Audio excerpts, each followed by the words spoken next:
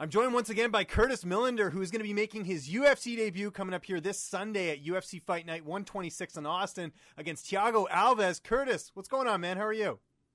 Not much, man. Just getting ready to deliver another beatdown. Absolutely, man. And congratulations on getting the UFC contract. Of course, you're coming off another highlight reel win against Nick Barnes back in your last bout for LFA. After you got that win, did you feel like that was it? What is it going to take now to get in the UFC?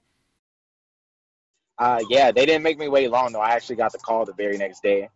So, I didn't have that time where I was sitting around, like, hoping and praying, like, if it's going to come soon or is it going to come later. They gave me the call the very next day. That's excellent. Now, tell me that call. You get the phone call. How did you find out? Who called you from the UFC, or was it your manager? How did that sort of work out? Yeah, Sean Shelby reached out to my manager, and my coach, they had talked before they even talked to me, and my coach had told them, like, yo, it doesn't matter who they say fight.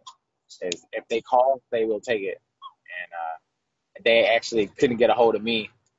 It took them a while to get a hold of me. My phone was off. But when they finally got a hold of me, everybody was super excited. Screamed, scared my family half to death. I was screaming and crying all over the place. Oh, awesome, man. That's great. Who's the first person you told after you found out the news? I was with my family, so they were the first one. Oh, cool. So they were all with you then when you got the call? Yes. That's great. That's awesome. I'm sure you got a lot of positive feedback from people saying, congratulations, that's great, you're going to the UFC. Was there one sort of message or maybe email or text or phone call that sort of meant the most out of all of them, finding out this big news? I think one of the most important ones was probably just my old manager, Mel Valenzuela. He called me in and I talked to him, and like he just reminded me like all the hardships we had with like Bellator and breaking my hand and maybe not getting in. So he just reminded me that this isn't this is the beginning now. So to go out there and just do what I have to do. And I mean, heading into the Barnes fight, you had 5 straight wins. Was there ever a point where you thought maybe this wouldn't happen? Because it's like, I'm winning all these fights here and nothing's happening. No, I knew I needed to change my ways as far as being more exciting and, getting finishes. So, like I said, the confidence and the level I'm fighting at right now, just, oh, I know. I feel like this is going to be an easy fight. Wow. And knowing I'm fearless going in. Yeah. And it's going to be a bad night for him. So tell me, when you find out you're fighting Thiago Alves, how excited are you? I mean, this is a former UFC title challenger for your first fight. I mean, that's pretty amazing. Yeah, I was excited. It's striker versus striker. This is a perfect way to go in. And for me feeling that I should have been here a few years ago, this is the perfect opportunity to prove that. I get to go in, fight Thiago, who's his legendary in this sport, knock him out, and man. So how do you feel like you match up against him now that you've had a chance to sort of assess him as an opponent? I feel I match up. I feel like it's a very bad fight for him. Young, hungry guy coming up, longer and rangier than anybody's fought. Like, he's fought the tall guys like Martin Kampman and not Thiago Alves, but Carlos Condit. But like, those guys don't have a 70-inch reach. They're 6'2", but they don't have a 70-inch reach. So it's gonna be a bad night for him. I'm just waiting for him to throw those leg kicks and make him pay for them. Everything he does, I'm gonna make him pay for it. And how much do you think the layoff for him is going to sort of impact this fight? He was supposed to fight Mike Perry, of course, and that fight got canceled. And he was supposed to fight Zach Cummins, and that fight got canceled. Like, he hasn't fought since, I think, April of 2017, so there's been a bit of a layoff for him. Yeah, but, he's a veteran, so I'm sure it's not going to be too much. He like over 30 fights, ring rust, all that kind of stuff shouldn't matter anymore. If it still does, you got a problem. Like, the ring rust isn't the problem.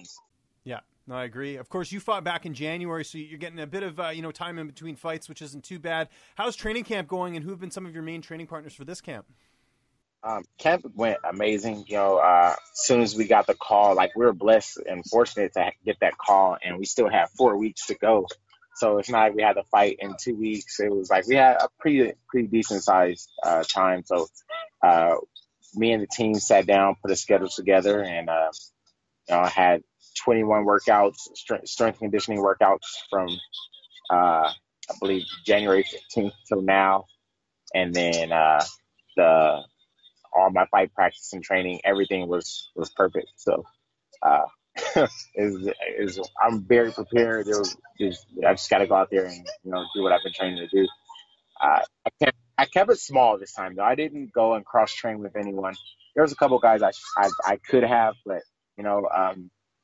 we got everything we need over at CSW. The only other person I cross-train with is Bobby Green, and that's because it's like a big brother to me, especially in this fight game. So it's the only other person I really cross-train with other than the guys over at CSW. What did Bobby say to you when he found out the news you were on the UFC roster? It's not that, it's now that I'm in, that's not the goal. It's like I got to get in and stay in. So he gave me all the advice a big brother would do coming up. So. Awesome. How's the weight cut going coming up here on Sunday? You seem like you're in a good mood, so I imagine everything's on point. Easy. I just ate. I'm good. I start the water load tonight, and that just makes it easier. So I'm good. I'm probably about 8 to 9 maybe right now, and I'll start the water load. I'll probably be on weight Friday night, wake up, eat breakfast, and go in. Does it matter that the fight's on Sunday, or is that just another day to you? Like it doesn't make a difference? Because you're used to fighting on Friday, I guess, with LFA. Yeah, I just feel like I got like 2 extra days, so it's like not so much panic knowing that I'm 8 pounds. Like I'm usually, this is what I am 4 days out, or like the Monday before the fight, I'm about this. So it's like I'm good. Good stuff. How do you see this fight playing out on Sunday? You said you're going to win, but how do you sort of see it unfolding? I'll finish him. He's gonna fall for one of my tricks. He's a veteran, but I got some tricks that I haven't been able to use. I've been fighting southpaws last year almost, so it's gonna be fun. Now let's say everything goes according to plan, you get your 3rd straight highlight reel win. When are you looking to get back in there? If you're healthy, are you looking to get right back in, or do you want to take some time off? No, doing this back to back, this is the first time I've ever fought back to back like this, so I kind of would like just a small break, maybe just let me get to like mid-March before I even think about taking a fight. Maybe take some in May or June. I would like that Ithaca, New York card. I just seen that today, or the going on to Chicago. Right. Yeah, that's going to be a good card too. That's awesome. Last question for you here. Something I always ask in these interviews. What are you watching right now on Netflix, on TV right now? What's getting you through training camp right now? Right now I'm watching 911 and, of course, Lethal Weapon. Oh, yeah, Lethal Weapon's great. That's a good one for sure. And we're on the road to WrestleMania. I'm a WWE nerd, so I'm watching Raw and SmackDown every week too. Nice. What do you think of Ronda Rousey going to WWE?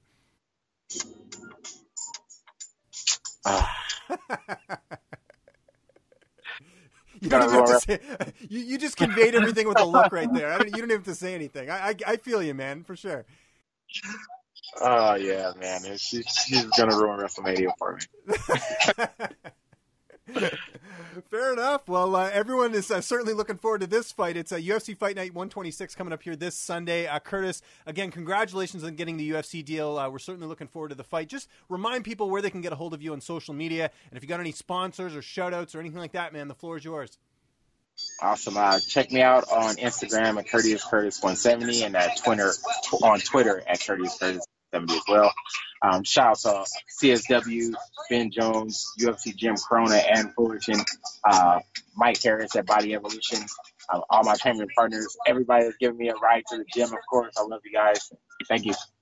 What's up, fight fans? If you like this video, be sure to subscribe to see even more interviews with your favorite UFC and Bellator fighters. We've also got coverage at events, including post-fight press conferences and media scrums. And if you like this video, check out the video to my right.